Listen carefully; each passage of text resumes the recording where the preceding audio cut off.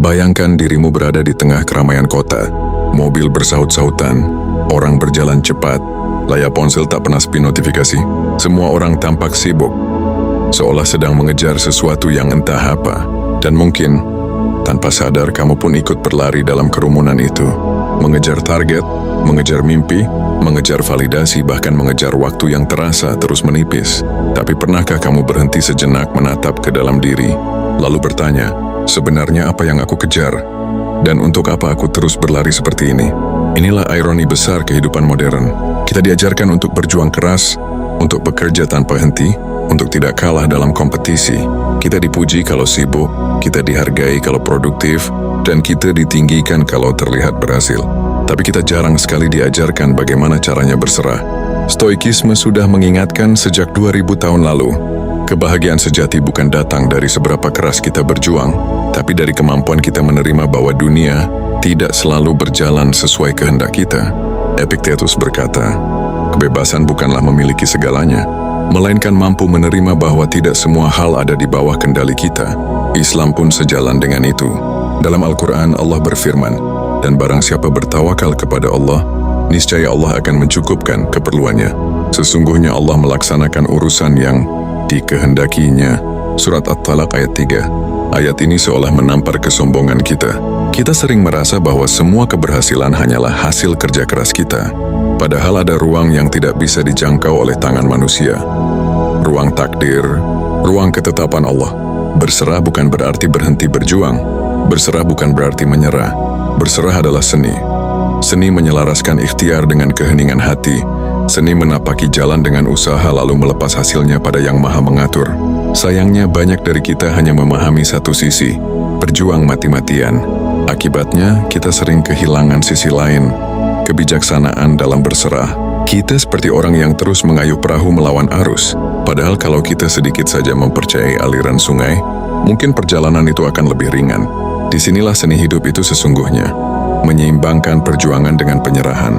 Tanpa penyerahan, perjuangan jadi beban. Tanpa perjuangan, penyerahan jadi kemalasan. Bab 1, mengurai perbedaan, berjuang dan berserah. Banyak orang salah kaprah. Mereka mengira berserah itu artinya duduk diam, tidak berusaha, pasrah tanpa daya. Padahal itu bukan berserah, itu putus asa. Berserah dalam Islam adalah tawakal, sebuah kombinasi antara usaha maksimal dan penyerahan total. Rasulullah sendiri mengajarkan, ikatlah untamu, lalu bertawakallah kepada Allah. Hadis riwayat Tirmizi. Lihatlah betapa dalam maknanya. Ikat untamu adalah simbol usaha manusiawi. Jangan biarkan ternakmu lepas hanya karena kamu percaya pada takdir. Usaha tetap dilakukan, tapi setelah semua usaha, ada bagian yang tak bisa kamu kontrol. Disitulah letak tawakal, letak berserah. Dalam stoikisme, konsep ini mirip dengan dikotomi kendali. Ada dua hal dalam hidup, yang bisa kita kendalikan dan yang tidak. Usaha, sikap, dan respon ada di tangan kita. Tapi hasil, takdir, dan kejadian di luar diri bukan wilayah kita. Kalau kita hanya berjuang tanpa seni berserah, kita akan mudah frustasi. Kita akan menganggap dunia tidak adil, padahal yang salah adalah ekspektasi kita yang terlalu ingin mengendalikan segalanya. Kita memaksa pohon untuk berbuah sesuai waktu kita, padahal ia punya musimnya sendiri. Sebaliknya, kalau kita hanya berserah tanpa berjuang, kita jatuh dalam lumpur kemalasan. Kita berhenti belajar, berhenti bekerja, berhenti memperbaiki keadaan dengan alasan, ini takdir. Padahal Allah sendiri berfirman, sesungguhnya Allah tidak akan mengubah keadaan suatu kaum sehingga mereka mengubah keadaan yang ada pada diri mereka sendiri. Surat Ar-Ra'd ayat 11. Ayat ini menegaskan, perubahan butuh usaha. Berserah bukan tiket untuk malas. Berserah adalah seni menyeimbangkan ikhtiar dan keimanan. Mari bayangkan sebuah analogi. Hidup itu seperti menanam pohon. Kita menyiapkan tanah, menabur benih, menyirami dan merawatnya.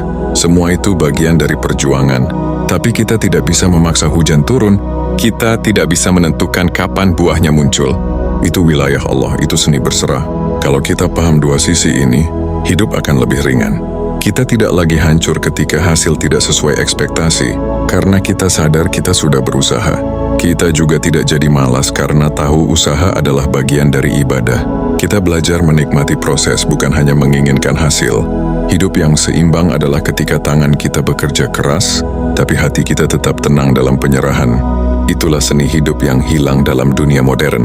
Dunia mengajarkan kita cara berjuang, tapi jarang mengajarkan cara berserah. Dan mungkin sekaranglah saatnya kita belajar kembali. Bukan sekadar hidup dalam perjuangan, tapi hidup dalam seni berserah. Bab 2, luka yang mengajarkan berserah. Hidup tidak pernah steril dari luka. Entah itu luka karena kegagalan, kehilangan, penolakan, atau bahkan hutang yang menjerat. Luka itu seperti hujan badai, dingin, keras, membuatmu menggigil. Namun justru dalam badai itulah kita diuji. Apakah kita akan terus melawan angin, atau belajar merunduk dan berserah pada arah yang lebih besar dari diri kita? Stoikisme mengajarkan, penderitaan bukanlah musuh, melainkan guru. Marcus Aurelius menulis dalam Meditation, jangan berharap hidupmu tanpa masalah.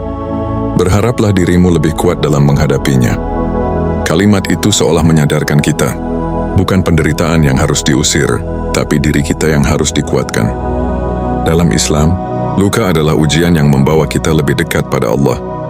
Rasulullah bersabda, tidaklah seorang muslim ditimpa musibah, bahkan duri yang menusuknya, melainkan Allah akan menghapuskan kesalahannya dan meninggikan derajatnya karenanya. Hadis, riwayat Bukhari dan Muslim. Luka adalah cara Allah membersihkan jiwa kita. Luka adalah cara Allah mengajarkan kita seni berserah saat semua rencana gagal, saat semua kekuatan runtuh, saat logika tak lagi bisa memecahkan masalah. Barulah kita sadar, ada ruang penyerahan yang selama ini kita abaikan. Mungkin itu sebabnya, banyak orang justru menemukan Tuhan dalam kepedihan. Ketika tak ada lagi tempat bersandar, mereka baru sadar betapa rapuhnya manusia dan betapa kuatnya Allah sebagai tempat kembali. Luka membuka pintu berserah yang sesungguhnya. Pernahkah kamu merasa begitu hancur hingga tak mampu lagi berdoa panjang? Hanya mampu berbisik lirih, "Ya Allah, aku lelah." Dan ajaibnya, justru dalam doa sederhana itu kamu merasa tenang. Itulah seni berserah. Ketika hati yang retak justru jadi pintu masuk cahaya. Bab 3, mengosongkan diri untuk penuh kembali. Ada satu hal yang sering kita lupa. Untuk bisa penuh, kita harus rela kosong lebih dulu. Gelas yang sudah terisi penuh tak bisa lagi dituang air baru. Begitu pula hati kita. Selama ia dipenuhi ego, ambisi, dan kontrol berlebihan, sulit bagi cahaya Allah dan kebijaksanaan hidup untuk masuk. Stoikisme menyebutnya sebagai ataraksia, ketenangan batin yang lahir dari kesadaran bahwa tidak semua hal patut kita genggam. Kita hanya butuh menggenggam hal-hal yang berada di dalam kendali kita, lalu melepaskan sisanya. Dengan cara itu, hati menjadi lapang, tidak lagi sesak. Islam mengajarkan hal yang sama. Rasulullah bersabda, zuhudlah terhadap dunia, niscaya Allah akan mencintaimu, dan zuhudlah terhadap apa yang ada di tangan manusia, niscaya manusia akan mencintaimu. Hadis riwayat Ibnu Majah. Zuhud bukan berarti miskin atau tidak punya apa-apa. Zuhud adalah kemampuan mengosongkan hati dari ketergantungan berlebihan pada dunia. Kita boleh memiliki dunia, tapi jangan sampai dunia yang memiliki kita. Lihatlah alam. Pohon yang kokoh justru pohon yang akarnya menghujam ke bumi, bukan pohon yang rakus ingin mencengkeram semuanya. Sungai yang indah adalah sungai yang mengalir, bukan yang menggenang kaku. Hati manusia pun sama. Ia harus bisa mengosongkan diri dari beban, agar bisa terisi cahaya dan keberkahan baru. Mengosongkan diri bukan berarti menyerah tanpa arti. Mengosongkan diri adalah seni berserah, seni membuka ruang baru bagi hal-hal yang lebih baik. Kita berhenti menuntut hidup selalu sesuai keinginan kita, dan mulai menerima bahwa apa yang Allah berikan, meski kadang pahit, adalah bagian dari perjalanan menuju kedewasaan jiwa. Mungkin inilah mengapa orang yang belajar seni berserah tampak lebih damai. Mereka tidak terlalu sibuk dengan iri, tidak terlalu marah dengan kecewa, tidak terlalu cemas dengan masa depan, karena mereka sudah menemukan seni melepaskan, mengosongkan ruang hati untuk hal-hal yang lebih berarti. Bab 4, antara ambisi dan takdir. Hidup kita seringkali ditarik oleh dua arus besar, ambisi dan takdir. Ambisi mendorong kita untuk berlari, meraih, menaklukkan, dan membuktikan diri. Takdir di sisi lain sering menghadang dengan kejutan, membelokkan arah, bahkan menghancurkan rencana yang sudah disusun rapi. Pertanyaannya, bagaimana manusia harus hidup di tengah dua arus ini? Stoikisme menjawab dengan konsep amor fatium, mencintai takdir. Artinya bukan hanya menerima apa yang terjadi tetapi mencintainya. Ketika gagal, Stoik akan berkata, ini bagian dari hidupku. Aku akan belajar darinya. Ketika kehilangan, Stoik akan berkata, ini memang seharusnya terjadi. Aku akan terus berjalan. Stoik tidak menolak kenyataan. Mereka justru menyelami kenyataan dengan kesadaran penuh. Dalam Islam, konsep ini selaras dengan ridha dan pada qadar. Ridha bukan berarti kita berhenti berusaha, tapi kita mengakui bahwa di atas usaha kita ada kehendak Allah yang lebih bijaksana. Allah berfirman, boleh tak kamu membenci sesuatu padahal ia amat baik bagimu. Dan boleh jadi kamu menyukai sesuatu padahal ia amat buruk bagimu. Allah mengetahui, sedang kamu tidak mengetahui. Surat Al-Baqarah ayat 216. Ayat ini adalah obat untuk hati yang sering gelisah karena ambisi. Kita boleh menginginkan banyak hal, tapi Allah yang paling tahu apa yang benar-benar kita butuhkan. Ambisi adalah bahan bakar, takdir adalah jalan. Jika keduanya kita seimbangkan dengan seni berserah, hidup menjadi perjalanan yang lebih tenang. Sayangnya, banyak orang yang jatuh dalam dua ekstrim. Ada yang terlalu ambisius hingga melupakan Allah, dan ada yang terlalu pasrah hingga malas berusaha. Seni berserah justru ada di tengah-tengah. Berusaha sebaik mungkin, lalu menerima hasilnya dengan lapang dada. Disinilah jiwa menjadi damai. Ambisi tidak lagi membakar, takdir tidak lagi menakutkan. Keduanya bersatu dalam tarian kehidupan yang penuh makna. Bab 5, melepaskan kendali yang semu. Salah satu penyebab terbesar manusia tersiksa adalah keinginan untuk mengendalikan hal-hal yang sebenarnya di luar kendalinya. Kita ingin orang lain selalu memahami kita. Kita ingin semua usaha pasti berhasil. Kita ingin jalan hidup selalu mulus tanpa hambatan. Namun apakah itu mungkin? Epictetus, seorang filsuf Stoik, pernah berkata, ada hal-hal yang berada dalam kendali kita, dan ada hal-hal yang tidak. Kebahagiaan bergantung pada kemampuan kita membedakan keduanya. Kalimat itu terdengar sederhana tapi begitu dalam, karena disitulah letak seni berserah. Saat kita berhenti berperang dengan hal-hal yang memang bukan wilayah kita, beban terasa lebih ringan. Islam pun mengajarkan hal serupa melalui doa yang sering kita baca. Hasbunallahu wa ni'mal wakil. Cukuplah Allah sebagai penolong, dan Dia sebaik-baik tempat bergantung. Melepaskan kendali yang semu bukan berarti berhenti berusaha, tapi berhenti memaksa. Kita tetap bekerja, tetap menanam, tetap berjuang, tapi kita tahu bahwa hasilnya tidak selalu sesuai keinginan kita. Dan itu tidak masalah, karena Allah punya rencana yang lebih baik dari apapun yang kita susun. Coba bayangkan seseorang yang berusaha keras namun gagal berkali-kali. Jika ia terjebak dalam ilusi kendali, ia akan merasa hancur, putus asa, dan membenci hidup. Namun jika ia mengerti seni berserah, ia akan berkata, aku sudah melakukan bagianku. Sisanya biarlah Allah yang mengatur.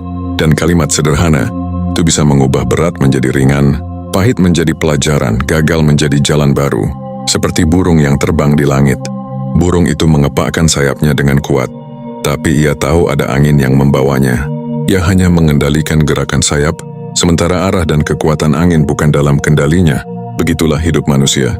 Kita punya sayap ikhtiar, tapi ada angin takdir Allah yang menentukan kemana kita dibawa. Semakin cepat kita menerima bahwa tidak semua hal bisa kita genggam, semakin damai jiwa kita. Karena pada akhirnya, seni hidup bukan soal menguasai segalanya, tapi tahu kapan harus melepaskan. Bab 6, kebebasan sejati ada di penyerahan. Ada paradoks besar dalam hidup manusia. Semakin kita berusaha mengendalikan segalanya, semakin kita merasa terpenjara. Tetapi semakin kita berserah, justru semakin kita merasakan kebebasan. Bagi banyak orang, kata berserah terdengar seperti kelemahan, seolah orang yang berserah adalah orang yang kalah. Namun kebenarannya jauh berbeda. Berserah adalah kekuatan batin tertinggi, karena hanya jiwa yang kuat yang mampu berkata, aku tidak bisa mengendalikan semuanya, dan itu baik-baik saja. Stoikisme mengajarkan bahwa kebebasan bukanlah tidak adanya penderitaan, melainkan kemampuan untuk tetap tenang di tengah penderitaan. Epictetus yang hidup sebagai budak justru menjadi salah satu filsuf paling berpengaruh. Mengapa? Karena meskipun tubuhnya terikat, jiwanya bebas. Ia tidak mengizinkan keadaan luar mengendalikan batinnya. Dalam Islam kita menemukan konsep serupa dalam tawakal. Tawakal bukan sekadar menyerahkan diri setelah berusaha, tapi juga kebebasan batin dari rasa takut yang berlebihan. Orang yang bertawakal yakin bahwa apapun yang terjadi sudah dalam kendali Allah, dan Allah tidak akan pernah menzalimi hambanya.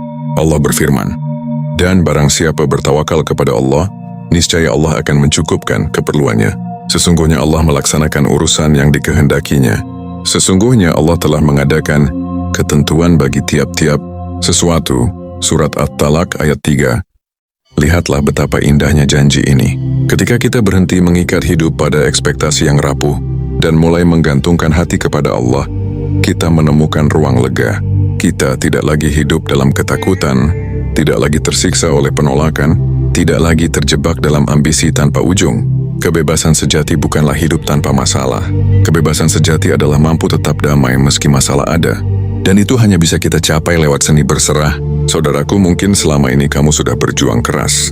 Mungkin kamu sudah mencoba semua cara, berlari tanpa henti, menuntut banyak hal dari hidup. Tapi coba tanyakan pada dirimu sendiri, sudahkah aku belajar seni berserah? Karena hidup bukan sekadar soal seberapa kuat kamu berlari.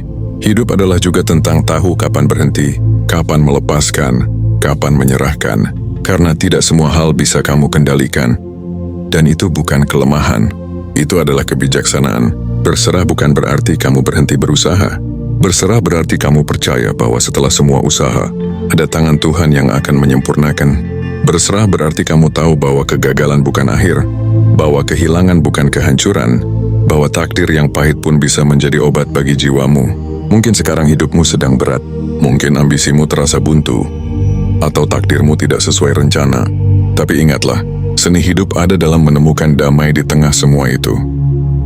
Saat kamu mampu berkata, aku sudah berusaha, sisanya aku serahkan kepadamu, ya Allah.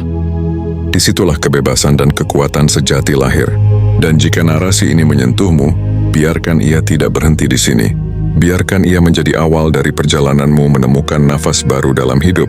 Di channel Nafas Baru, kita belajar bersama bagaimana mengubah luka menjadi cahaya, bagaimana menjadikan stoikisme dan Islam sebagai sahabat perjalanan, bagaimana menemukan kedamaian di tengah kekacauan dunia. Kalau kamu merasa isi video ini memberi arti, silakan tekan tombol subscribe. Bukan untuk angka, bukan untuk kebanggaan, tapi agar kita bisa terus berjalan bersama. Setiap pekan, kita akan membuka jendela-jendela baru bagi hati kita, agar semakin kuat, semakin tenang, dan semakin dekat kepada Allah. Karena hidup terlalu singkat untuk dijalani dalam kegelisahan. Mari kita belajar seni berserah, bukan sekadar berjuang. Dan bersama kita hirup kembali nafas baru.